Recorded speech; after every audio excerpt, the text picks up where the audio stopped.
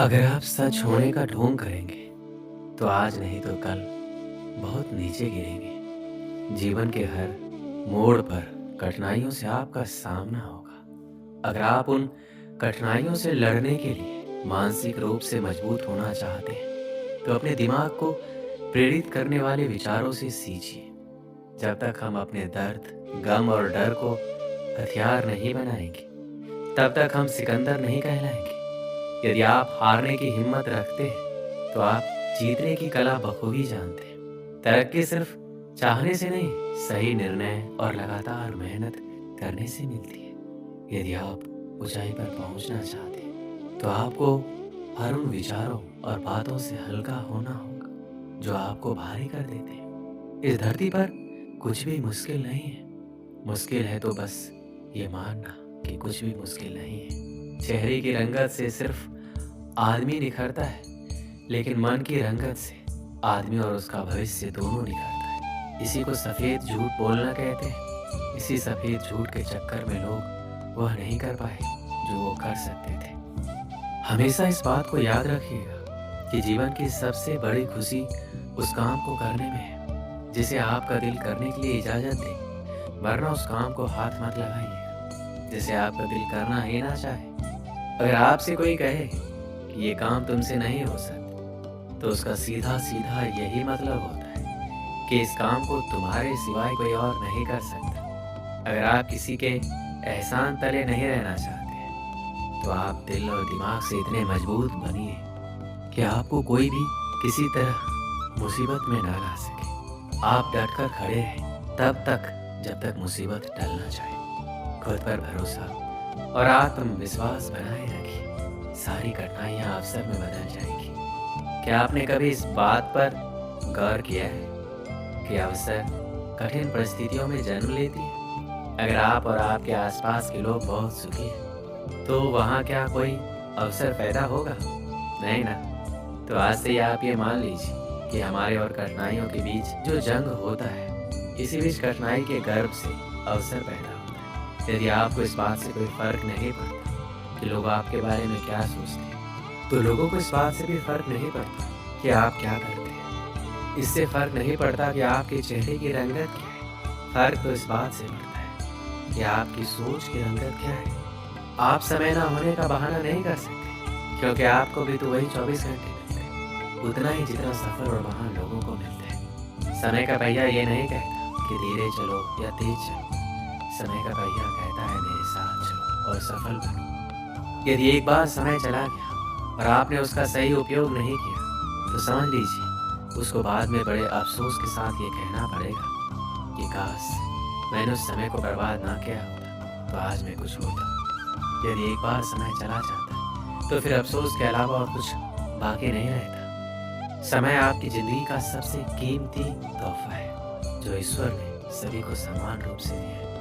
अब यह आपके ऊपर है कि आप उसका उपयोग कैसे करते हैं। ध्यान देने वाली बात यह है कि समय का हर पल आपके लिए एक अवसर है और इस अवसर का फ़ायदा उठाकर आप कुछ भी अच्छा हासिल कर सकते हैं। यदि आप हर पल का सही उपयोग कर पाते हैं तो आपको सफलता की ऊंचाइयों को छूने से कोई नहीं रोक सकता। यदि आप नदी की तरह बहते हुए समय का उपयोग नहीं कर पाए तो एक समय ऐसा आएगा जब आपको ना चाहकर भी कहना पड़ेगा कि काश मैं उस समय वो काम कर लिया, काश मैं अपने जीवन के प्रति उस समय सचेत होता। कहीं आपके जीवन में ऐसा तो नहीं हो रहा?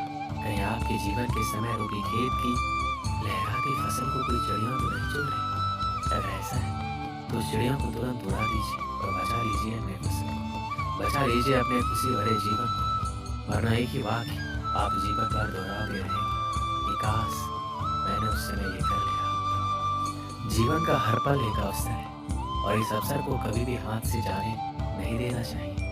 जीवन के हर पल को उससे और उससे जुड़े प्रत्येक कार्य को पूरे मन के साथ करना चाहिए। आपका भविष्य आपके वर्तमान पर निर्भर करता है, इसलिए अपने वर्तमान के हर क्षण का सही उपयोग करें। आज नहीं तो कल, कल नहीं तो परसों। हम इसी तरह अपने कामों को टालते रहते हैं। जो काम आज हो सकता है उसे कल पर टाल देते हैं और कल आने पर परसों। इसी तरह समय बीतता जाता है और एक एक दिन के साथ हमारे कामों का बोझ बढ़ता जाता है। जैसे जैसे हमारे कामों का बोझ बढ़ता जाता है तो हम उन कामों को करना ही छोड़ देते हैं और ऐसे में कई बार हम अपने ज़रूरी काम भी नहीं कर पाते और फिर बाद में उसी का अफ़सोस करते हैं। अपने आलस को अपनी ज़िंदगी से दूर रखें और उस काम को आज ही निपटा लें, कल पर ना छोड़ें। एक समय की बात है, एक राजा एक दिन अपने राज्य के भ्रमण पर निकलता है। कुछ दूर टहलते हुए जाता है कि उसे एक गरीब आदमी मिलता है। उसकी हालत बहुत ही खराब थी, फटे पुराने कपड़े और पूरा शरीर गंदगी में लिप्त था। राजा को उस पर दया आती है।